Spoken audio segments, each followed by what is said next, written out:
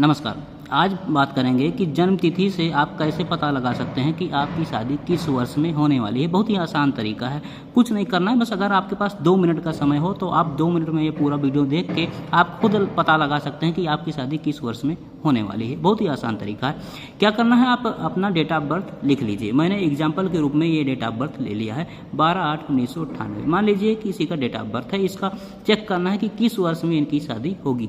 अब करना क्या रहता है, हमें 2 चीज़ की ज़रूरत पड़ती है। 2 चीज़ की, किस किस चीज़ की? हमें मूलांक और विवाह मूलांक।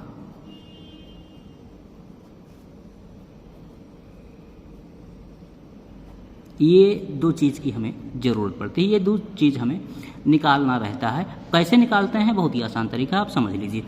पहले चीज़ मूलांक जो निकालना रहता है, ठीक है, मूलांक जो निकालना रहता है, हमें क्या करना रहता है, जो हमारा डेट है, ये इस जो मैंने डेट ऑफ बर्थ लिया है, ये डेट है 12 तारीख, ठीक। तो ये जो डेट है इसको हमें सिंगल डिजिट में कर लेना है। कितनी तारीख है? 12 तारीख है। तो 12 तारीख को हमें सिंगल डिजिट में कर लेना है। कैसे? 1 + 2, ठीक। कितना आया? 3।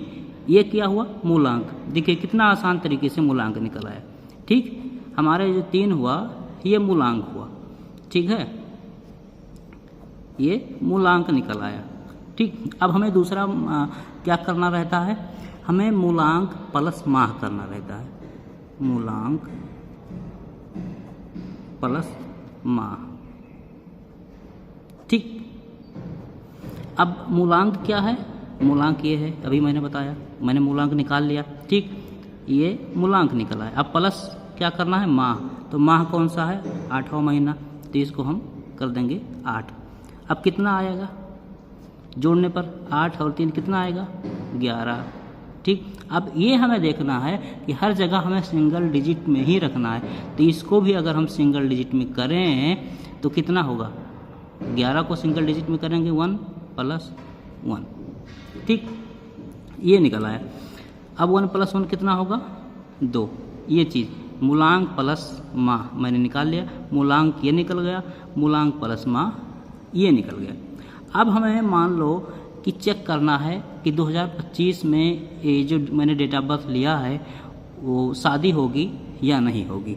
तो हमें क्या करना रहता है कि 2025 लिख लेना है, ठीक है। उसके बाद प्लस हमें ये जो आया है ये डिजिट, ठीक है, इसको लिख लेना है।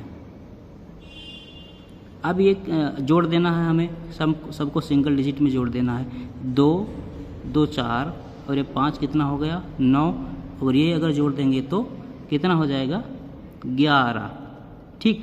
अब ये जो 11 निकल के आया है ये हमारा विवाह मूलांक निकल के आया है, ठीक।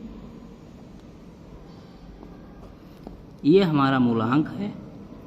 ये जो है ये विवाह प्लस मूलांक निकल के आया है। और ये जो निकल के आया है 11, ये विवाह मूलांक है, ठीक। लेकिन अब हमें ध्यान रखना है कि इसको भी हमें सिंगल डिजिट में ही रखना है। तो 1 + 1 कर देंगे, कितना हो जाएगा? 2। यानी जो विवाह मूलांक है वो क्या है? 2 है, ठीक। समझ में आ गया। अब हमें ये निकल गया विवाह मूलांक और ये है मूलांक। अब हम एक चार्ट के माध्यम से समझते हैं, ठीक है। ये हमारा चार्ट है। तो मान लीजिए कि हमारा क्या है, मूलांक जो है, मैं कहीं लिख देता हूँ, यहाँ पर लिख देता हूँ।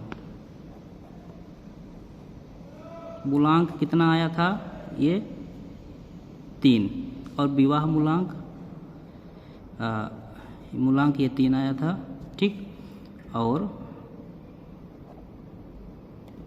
विवाह जो मूलांक है वो कितना है? ये 2, ठीक। मूलांक 3 और विवाह मूलांक 2 आया है। ये यहाँ पर आप देख लीजिए, ठीक है। अब हम इस चार्ट के माध्यम से समझेंगे। ये क्या है? अब देखिए मूलांक, तो हमारा मूलांक कितना है? 3, ठीक। अब हमें 3 के आगे देखना है, इधर क्या मैंने लिखा? विवाह मूलांक। ये मूलांक ये मूलांक, मूलांक में हमें 3 देखना है, मेरा 3 आया है तो हमें इस मूलांक में 3 देखना है। उसके बाद ये विवाह मूलांक है, तो हमारा जो विवाह मूलांक आया उसको मिलाना है 3 के आगे। तो 3 में देखना है कि ये 2 आ रहा है, तो इसमें तो 3, 6, 7, 9, 2 नहीं आ रहा है। इसका मतलब कि 2025 में ये जिसका डेट ऑफ बर्थ है उसकी शादी नहीं होगी। ऐसे हमें जिस वर्ष में देखना है उस वर्ष में ऐसे चेक कर सकते हैं। बहुत ही आसान तरीका है। अगर आपको नहीं समझ में आ रहा है तो कमेंट के माध्यम से आप पूछ सकते हैं।